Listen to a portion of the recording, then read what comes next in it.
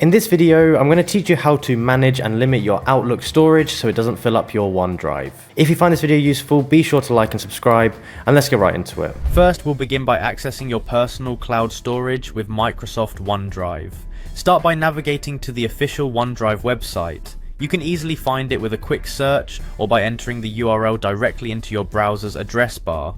Once you're there, take a moment to browse the features that OneDrive offers. It's crucial to recognize how this service can assist you not only with storage but also with collaboration and seamless access across devices. Next, go ahead and click on the Sign In button.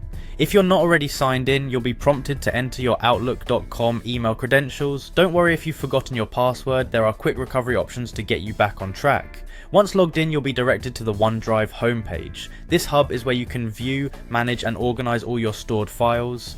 Now that you're on the OneDrive homepage, the next step is to head over to the settings. Look for the gear icon, usually located towards the upper right corner of the screen.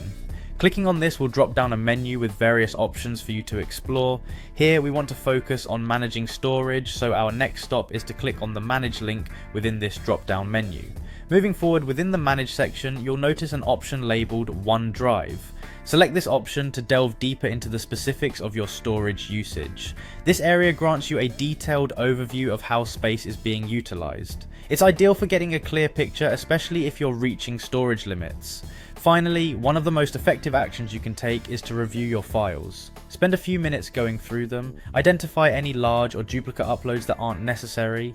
Sometimes we accumulate files that are no longer needed, and deleting these can free up a surprising amount of space. It's akin to decluttering your physical workspace. A little tidying can create more room for what truly matters. By following these steps, you will efficiently manage your storage and prevent disruptions caused by a filled up OneDrive. Keeping your digital space organized ensures your files remain accessible and your workflow seamless. Thanks for joining me today, and happy organizing.